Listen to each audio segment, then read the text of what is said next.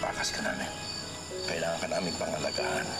Kung totoo nga ang sinasabi sa Tagna, na ako ang magliligtas sa lahat ng tao dito, Yoyo Awi, gagampanan ko yan. Baba, hindi ang magpapakasal kay Bayang Marikit. Ako ang nais ng Raha na mapangasawa ng kanyang anak. Hindi mo lamang ako ama, kundi pinuno din ako ng puod na ito. Kaya ikagalak natin na matutupad na ang iyong hangad. Mapapasayo na ang lalaking iyong itinatangi. Susundin mo ang nais ko kung ayaw mo ipatapong kita sa malayo at hindi mo na muling makikita pa ang iyong ina at mga kapatid. Ngunit hindi mo dapat pagsapalaran ang iyong buhay sa isang Tagna. Walang katiyakan na ito ay magaganap. Handa akong isugal ang buhay ko. Nisha! Ulihin si Amaya! Yoyo Awi! Yoyo Awi! Dito! Hinuli siya ni Nasungil Lumad. Nasa kamay nila si Amaya. Wawang Amaya. Nangangamba akong may masamang gawin sa kanya si Tia Lamitan. Anong parusang igagawad mo kay Amaya, Lamitan? Puputulan ko siya ng paa upang hindi na siya makatakas pang muli. Minamahal at dakilang mapagkaling ang aba. Minamahal ng mga diwata at ang alagad. Nababagabag ang aking dibdib at paliligalig ang aking isip. Sanhi sa winika sa akin ang aking manugang na si Atubang. Pagdingasin ninyo ang aking ilawan. Liwanagan ninyo ang aking kadiliman. At akayin ako sa tuwid na landas upang sa pasyang aking gagawin. Laging magtagumpay ang katarungan at ang kapakanan at kaligtasan ng aking puod na minamahal at pinaglilingkuran ay mangimbabaw. Uray, Elway. Bigyan niyo ako ng balabal ng maaari kong ipantakip sa aking ulo na hindi na ito magdugo. Ay, ano ang nangyayari sa'yo? Bakit dumurugo ang iyong ulo? Pagkat isang taong pumukol dito kanina. Sino ang nangahas lumapastangan sa'yo at bakit kanya ginawa ng ganyan kalabisan? Hindi ko siya napagsino. Ngunit may isang taong batid kong nakakakilala sa kanya. Si Amaya. Batid kong alam ng babaeng yun kung sino ang gumawa sa akin ito. Kaya paroroon ako ngayon sa Oripon upang alamin kung sino ang nagligtas sa kanya.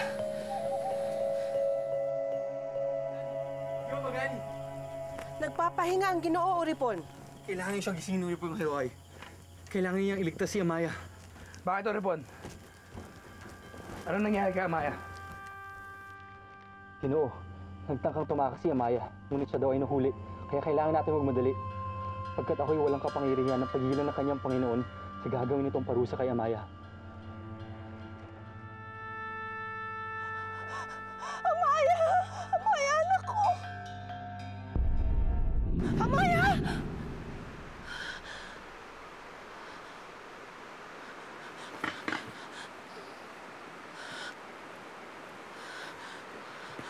Iloy? Bakit? Nanaginip ako. Nang may nangyari sa'yong masama, sinigurado ko lang na maayos ka.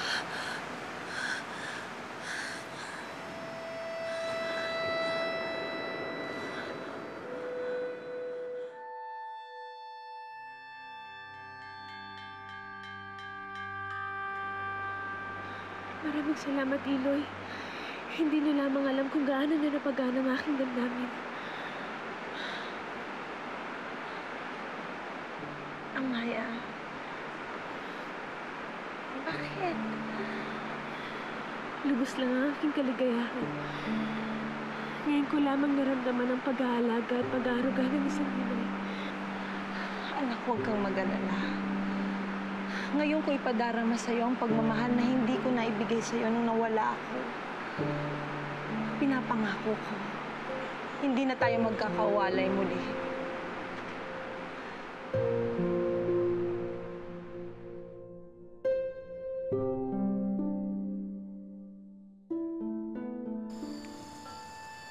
Aba, mga diwata, kung totoong ako ang babaeng sinasabi sa Tagna, ngayon ko muling kailangan ng aking umalagad na as upang ako iligtas. Tunay ngang matalim ang iyong kampilan, Sungil. Kaya humanda ka, Amaya. Dahil mawawalan ka na ng paa. Pigilan siya. Maawa ka sa akin. Lamitan, ikaw ba dapat ang gumawa niyan? Oo. Sagad na ang pangunawa ko sa kanya. Hawakan siyang mabuti!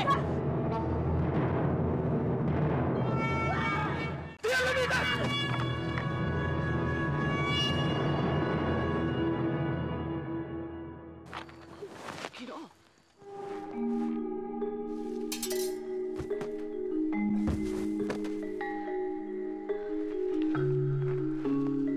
Basta ba ang akin narinig diyan, Lamitan? Oo. Sapagkat tinangka niyang tumakas sa akin. Kaya nararapat lamang na parusahan ang alipin na yan. Labis ang inyong parusa sa kanyang kasalanan. Siya ay aking uripon. At isang kalapastanganan ang ginawa niyang pagtakas. At nasa aking mga kamay ang pasya kung sa anong paraan ang gagawin kong parusa sa kanya, Ginoo. Diyan, Lamitan, nais kong ipaalala sa inyo na ang lahat ng batas, maging ang mga parusa sa loob ng puod ng aking baba at sa lahat ng kanyang naaahopan ay pinamumunuan sa pagpapahalaga ng tatlong bagay. Ginhawa, dangal, buhay. Bilang asawa ng isang datu na dati ay kapanalig ng aking baba, inaasahan ko alam nito. Kung puputulan niyo ng paa si Amaya, tatanggalin niyo siya ng dangal. Saan dito matatagpuan ang ginhawa, diyan, Lamitan? Paumanhin, Ginoo. Inaasahan ko na hindi na ito maulit. Magpahinga na kayong lahat. Lamitan?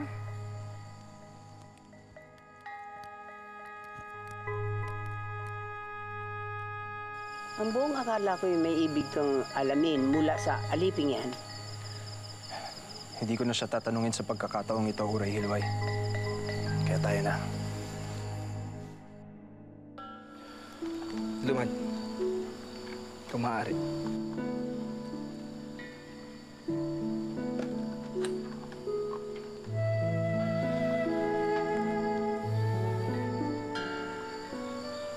Naumid ba ang iyong dila, aking tala? Aking buwan? Hindi ba't ngayon ang pagkakataon upang ako ay iyong pasalamatan? Hindi masama magkaroon ng utang na loob, pero hindi sa taong pinasusuklaman mo. Matalibang iyong mga salita. Ngunit nauunawaan kita. Ang sabi mo kanina, may batas kayong pinapatupad dito. Ginhawa, buhay at dangal ng tao. Ngunit bakit ganun? Hindi ko nakikitang pinapatupad yan ng iyong baba. Isang mabuting pinuno ang aking baba sa lahat ng nasa loob ng kanyang pood. Itinitiyak niya ng lahat, maging ang kanyang mga oripon, ang may sapat na ikabubuhay. At katulad ng ibang mga taga-uri ko, anong ginagawa niya? Ninanakawan, ginagawang bihag. Amaya, ito ang nakasanayang pamumuhay ng lahat. Ang bawat pood, ang bawat banwa, tinutularan ang ginagawang pangangayaw o pangungubat ng aking baba. Ngunit ang hindi pumaslang na ginawa ng iyong baba sa aking baba. Amaya, maaari bang maging mabuting kaibigan na lang tayo? Hindi ko makakalimutan ang ginawa ng iyong baba sa aking baba. Kaya ipagpaumain mo, Ginoo. Hindi ko maibibigay sa iyo ang pakikipagkaibigan ng ninanais mo.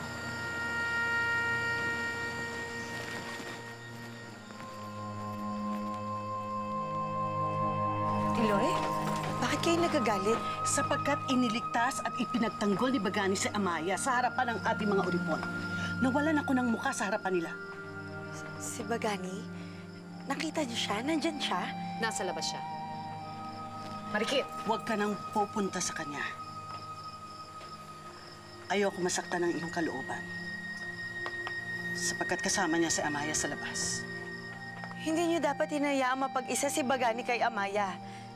Kaya tulutan niyo kung puntahan siya. Hindi. Hayaan mo na ang gabing ito kay Amaya. Sapagkat bukas, titiyakin ko na magbabagong muli ang kanyang kapalaran.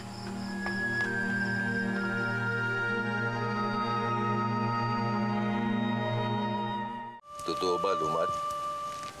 Iniligtas nga ba ni Bagani si Amaya kay Dian Lamitan? Yan nga ang naganap kagabi. Kaya makakahinga na kayo ng maluwag. At utang na loob natin yon, hindi lamang kay Bagani, punong awi. Pati na rin kay Lumad, dahil siya ang humingi ng tulong sa Ginoo. Mabuti na lang at narinig ko ng usapan niyo ni Maya hinggil kay Bagani. At kagabi, napatunayan ko na may kakaibang pagtingin ng ating Ginoo sa inyong dating bayi. Eh, ikaw, Lumad. Sa ikalawang pagkakataon na iniligtas mo si Bayo, Amaya, anong nararamdaman mo para sa aming dating binukod? Aminin mo na. May pagtingin ka rin kay Amaya, hindi ba? Sinabi ko na sa'yo, hindi na dapat umibig ang isang uripon. Kaya kung maaari lang, huwag niyo na akong kausapin tungkol sa kahangalang ito. Kay sungit naman ito. Hayaan niyo na siya. Ang mahalaga niyan, muling nakaligtas si Amaya. Tama. Tama ang tinungan niya. Kusa siyang ginagabayan ng kanyang tadhana. Tadhana? Anong tadhana sinasabi niyo, punong awi? Oo nga, punong awi. Narinig ko ang usapan ninyo kagabi ni Amaya. Hinggil sa kambal ahas. Ano ba talaga ang pinag-usapan ninyo? Huwag na kayo magtanong. Kung ano man ang narinig niyo, itikom niyo na lang ang bibig niyo.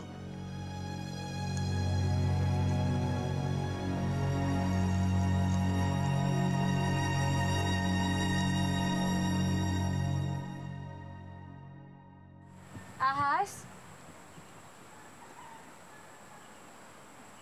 Ahas! Ahas, magpakita ka sa akin! Ahas, sa aking umalagad!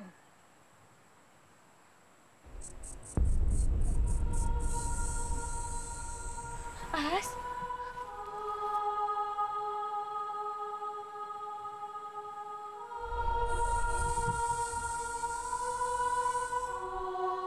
Oo. Naniniwala na ako sa sinabi ni Yoyo Awi kagabi. At sa sinabi ni Bayang sa akin. Ikaw at ako ay iisa. Ikaw ay aking kakambal. At ikaw ang aking umalagad. Nanasala, kung sa tingin ni Uray Hilway, ang ating punong babaylan na makapangyarihan ng ahas na gumagala dito sa ating puod, bakit hindi niya gamitin ang kanyang kakayahan upang matagpuan ito? Sapagkat ang ating punong babaylan ay walang kapangyarihang makakita o makapanghula. Ang bukod tanging kapangyarihan niya ay manggamot at kaalaman sa dasal. At ang kapangyarihang masaniban siya ng mga diwata o malagad. Na isa sa mga pinakamalakas na kapangyarihan ng isang babaylan. Kaya siya ang naging puno ng mga babaylan. Apong, anong ginagawa mo rito at sumasali ka sa usapan ng mga alabay? Ituloy mo ng mga gawain mo nang hindi ka nakikialam sa mga babaylan.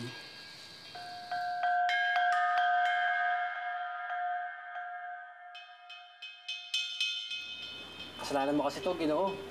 Labis-labis kasi ginagawang pag-unawa sa kanya kahit alam mo masama ang ginagawa niya sa'yo. Subukan mo kaya mag-iba ng paraan ng pagsuyo sa kanya. Anong paraan? Subukan mo kayang halika na lang bigla. Tingnan natin kung maging masungit pa siya sa'yo sa sandaling matigman niya na ang mga halik mo. Tama. Minsan isang halik lang ang kailangan ng babae para lumambot siya. Hindi ba, Ginoo? Eh kung tapyasan ko kaya mga nguso ninyo, magawa niyo pa kayang magmungkahi sa akin ng mga kabalbala na yan? Hindi ko maaaring lapastanganin si Amaya. Hindi ko kaya. Maghihintay ako. Ipagpapatuloy ko ang panunuyo hanggat sa lumumpot siya sa akin. Ngunit, Ginoo, akala ko ba'y handa na kayong kalimutan si Amaya upang hindi na magalit ang inyong ama at ilayo kayo sa inyong ina at kapatid? Hindi ko siya kayang kalimutan. Hindi niyo siya maaaring ibigin, Ginoo. Hindi nararapat. Hindi ba't ikaw ang nanghula noon na si Amaya ang binibining para sa akin? Bakit nga itutol ka? Maraming sagabal, Ginoo. Tutol ang inyong ama. At kayo'y itinakda ng ikasal kay Marikit, hindi ba? ipaglalabang ko si Amaya.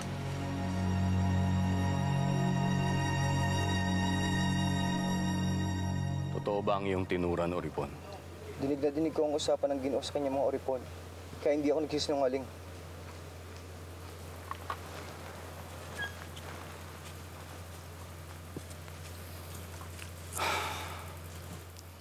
Hindi ako makapaniwalang sariling anak ko pa ang susuway sa aking utos. Kapunuan, Ano yun, Atubang? kung inyong mamarapatin.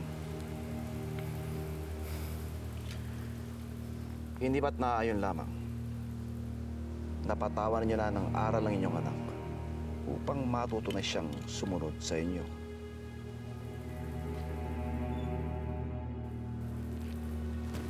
Raha, maaari ko ba kayo makausap? Biyan Lamitan, may kinalaman ba to hinggil sa ating kasunduan kina Bagani at Marikit? Hindi ako umuurong. Ngunit humihingi lamang ako ng konting panahon upang ganapin ang pagbibigay ng aming bugay. Raha, ang aking paglapit sa inyo ay walang kinalaman tungkol sa ating kasunduan, kundi sa aking uripon na si Amaya. Ano ang tungkol sa iyong Oripon? Nagtangka siyang tumakas sa akin kagabi. At nang paparusahan ko na siya sana, pinigilan ako ng inyong anak na si Bagani. Hindi ko siya sinisiraan sa inyo. Bagkus ay idinudulog ko upang inyong malaman na ako ay labis na nababahala sapagkat sa tingin ko ay may kakaibang pagtingin ng inyong Ginoo sa aking uripon. Sungil! Kapunawan! Ikinagulat ko ang ginawang pagtanggol ni Bagani sa uripon kagabi, Uray Hilway. Hindi ko akalain na mas pipiliin niyang kampihan si Amaya kaysa kay Dian Lamitan, na kaibigan ng kanyang ama. Isang dahilan lang kung bakit pinanigan ni Bagani ang uripong si Amaya. Pag-ibig. May pitak sa puso ni Bagani ang uripon, kaya pinangangalagaan nito ang kanyang kapakanan. Ano pang silbi mo dito, Apong? Iwan mo na kami ng iyong Panginoon.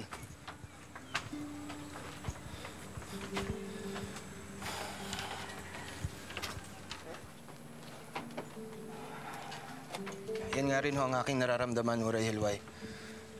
Nahihiwatigan ko na may pagtangi nga si Bagani kay Amaya. Ngunit hindi maaring umibig sa isang uripon ang tagapagmana ng raha. Iyan ay isang paglapastangan sa ating batas na kinagisnan at isang pagyura sa dangal ng mataas na uri ng mga tumao. Isang napakalaking hangal ni Bagani, kung tama ang hinala ko. At may katuwiran si Atubang. Hindi siya karapat-dapat na maging tagapagmana ni Raha Mangubat. Kung hindi si Bagani nararapat maging tagapagmana, sino? Ikaw.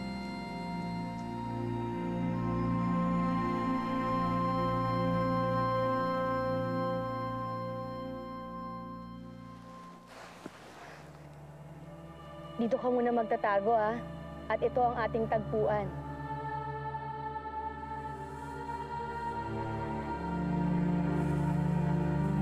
Maya!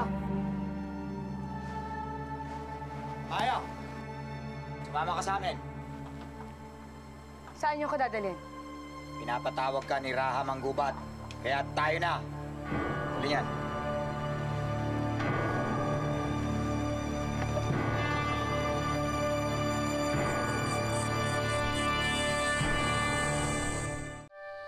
Narito na ang uripong nais mo.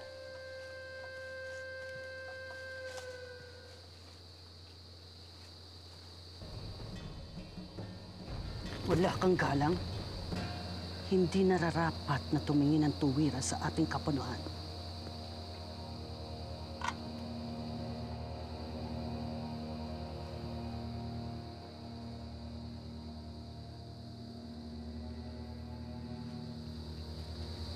Pareho kayo ng iyong amang taksil. Kapwa palaban ang inyong mga kalooban. At dahil dyan, hindi kita bibiguin, Dian Lamitan. Kahit na ipinagtanggol ka ni Bagani kagabi, dapat ka lang parusahan upang hindi ka na tumakas pang muli.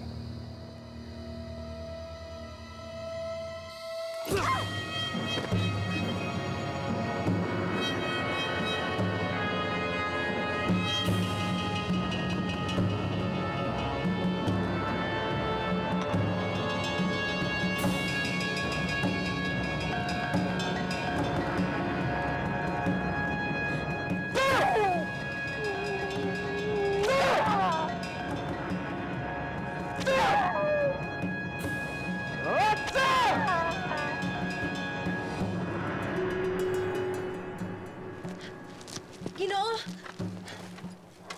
Uripon, ano kailangan mo? Hindi ako may kailangan sa inyo, kundi si Amaya. Pagkat dinala siya ni Nasungil sa inyong ama ngayon lang at hindi ko alam kung ano ang pakay niya dito. Tayo na, hanapin natin na ng aking babat si Amaya.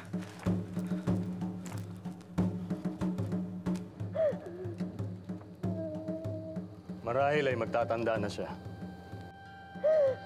Marahil ay hindi na siya tatakas.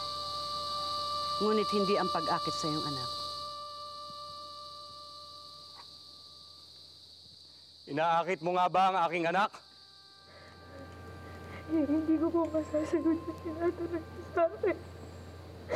Dahil hindi ko po hawak yung pag-iisip ng anak niyo.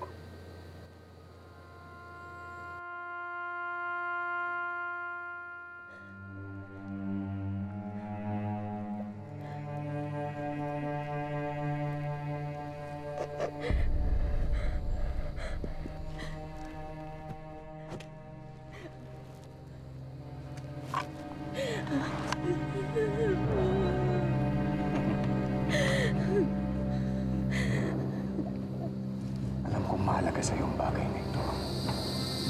Sadyang mahalaga yan sa kanya, Kapunuan. Dahil yan ang putong at pinutol na buhok ng kanyang amang si Bugna. Gusto ko. Huwag mo gawin sa akin yan. Yan rin yung titiyang alaala ni Papa sa akin.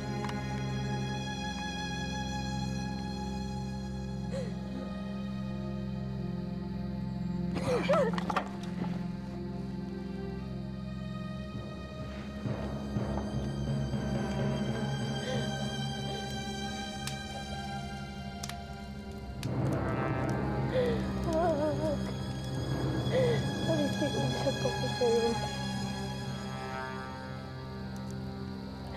Yan ang natitirang alaala ni Papa sa akin.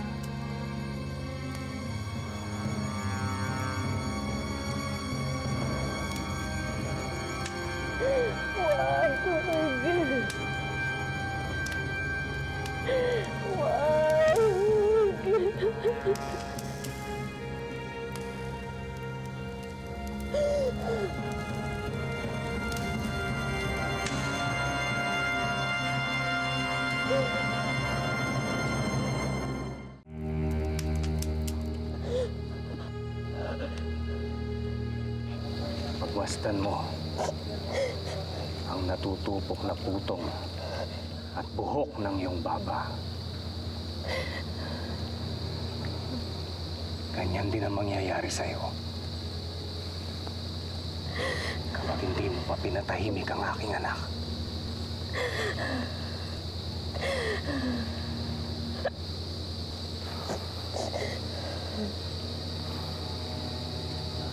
Sungil!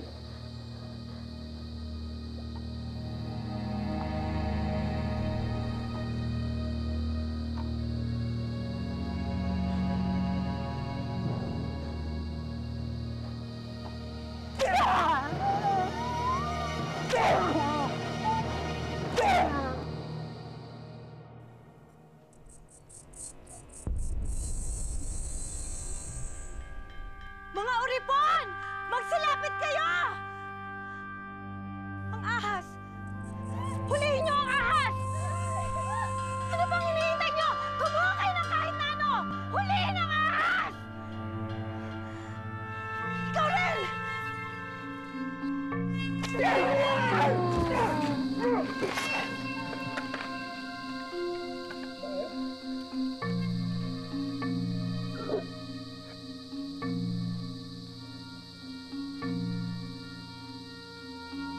Halika, Ginoo! Halika! Amaya!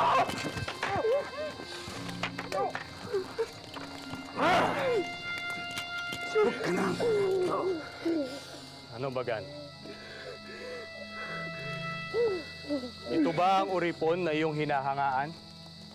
At itinatangi-tangi?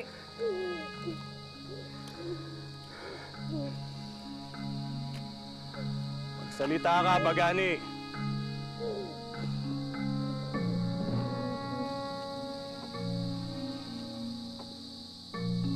Kaaya-aya pa ba siya sa iyong paningin?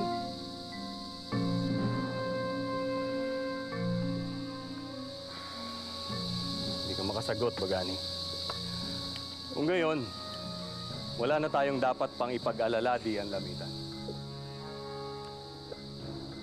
Pagkat wala nang halaga ang uripon na ito sa aking anak. Na nararapat lamang, pagkat higit na kaakit-akit ang aking anak na si Marikit kaysa sa walang halagang uripon na yan.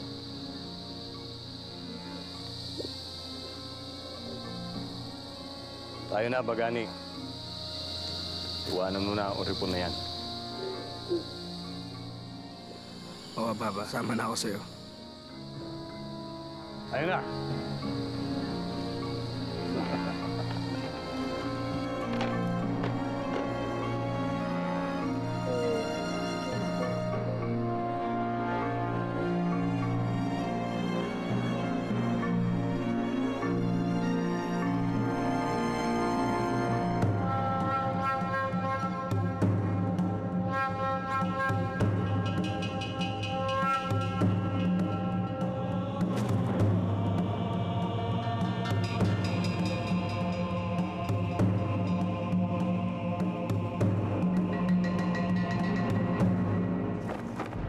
Tinago ang uripon!